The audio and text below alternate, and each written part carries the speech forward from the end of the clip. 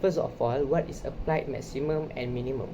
Applied maximum and minimum problems or optimization is one of the 5 applications of differentiation. This process involves using differentiation in order to determine the maximum or minimum value of something, usually cost, surface area or volume.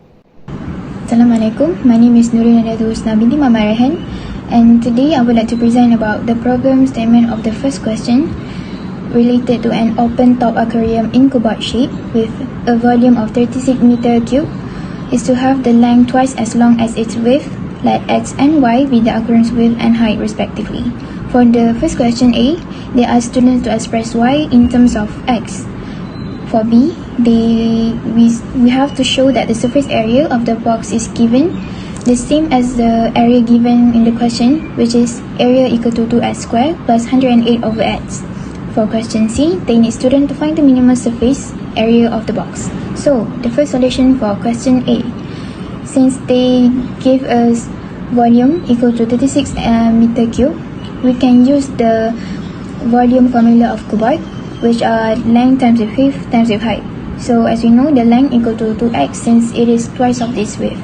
So we can just sub in the length equal to 2x multiplied with sy equal to 36. Then at the end of the question, we will get y equal to 18 over x squared. For question B, they ask students to find the surface area. To make it sure that then students have to ensure that the equation that they got at the end of the question is the same as the equation stated or area stated in the question itself. So we are going to use formula of cuboid, which are surface area of cuboid, which are length, the LW multiplied with 2 length times with height plus 2 height and width. So since it is an open top aquarium cuboid, we don't have to actually multiply the length and width with 2 since it is an open top. So for the area, we are going to use the equation.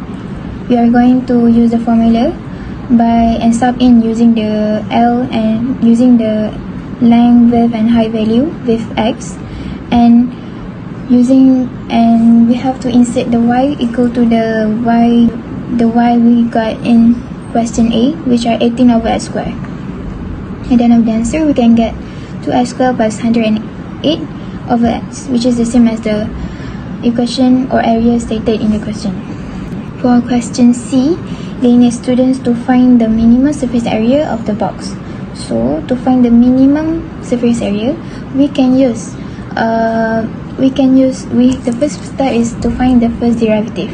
So we just have to differentiate the first equation that we got in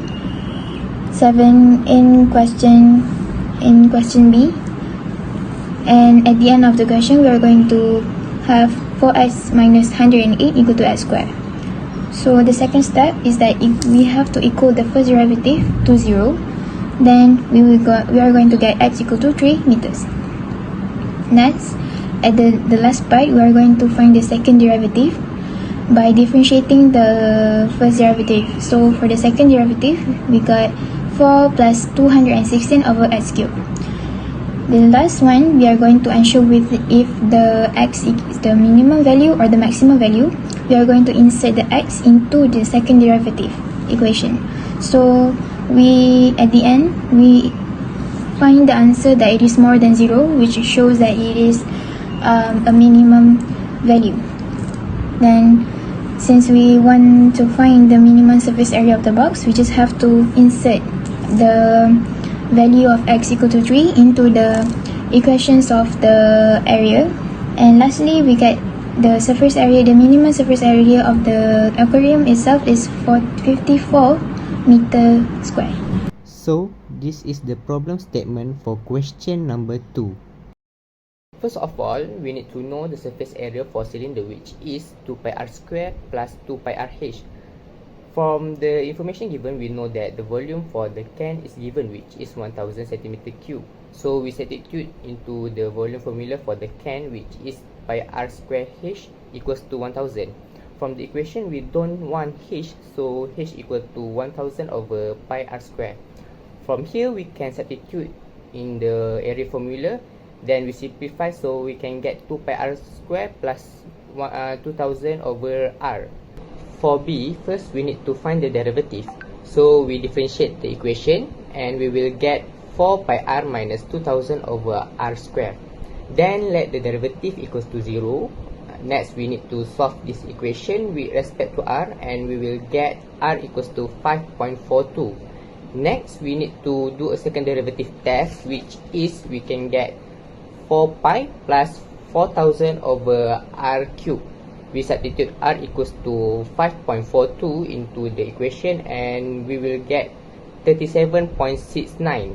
So the answer is bigger than 0, which means r equals to 5.42 is a minimum value. For C, we need to substitute r equals to 5.42 into the area formula, and we will get 553.58 centimeters square. So we find the answer. My name is Sarah Lisa Azam, and I will be talking about the next question. So in this question, there is a closed rectangular box with a square base, which is meant to hold 360 centimeters cubed of water. So 360 centimeter cubed, from here we can tell, is the volume of the rectangular box. So the material for the sides and for the top and base costs 150 per square cm and 250 per square cm respectively. Let x denote the size of the base and y the height of the box as shown below. So in A, we have to show that the cost of the material is C equals to 5x squared plus 2160 over x. So to do this, we have to first take the volume, which earlier we found was 360, and the formula for the volume of a rectangular box will be base times width times height, which will be x squared y. So x squared y equals to 360. From there, we should find y in terms of x, which will be 360 over x squared. So after that, we have to find the surface area of the rectangular box. So the surface area for the base and the top will be 2x squared, and the surface area for the rectangular sides will be 4xy. So then we have to substitute y equals 360 over x squared into the formula for the surface area. So therefore, we will find that the surface area is 2.5x squared plus 1440 over x. Once we have the formula for surface area, we have to find the cost, which will be the surface area for the top and the base is 2x squared. And as we know, the cost for the top and the base will be 2 ringgit 50 cents. So we have to multiply those by each other, like in the question here. And then 1440 over x is the surface area for the rectangular sides. And the cost for the rectangular sides will be 1 ringgit 50 cents. So we just have to multiply those as well and add the two. So we'll get c equals 5x squared plus 2160 over x. So therefore, we have proven that c equals 5x squared plus 2160 over x. So in B, we have to find the values of x and y that will minimize the cost of the material. So this is where we have to perform optimization. From the formula earlier, the cost equals 5x squared plus 2160 over x. So the first step in optimization is to find the derivative. So here, the derivative is 10x minus 2160 over x squared, which we find through differentiation. So the second step is to let the derivative equal to 0. So 10x minus 2160 over x squared equals 0. So from there, we should find x.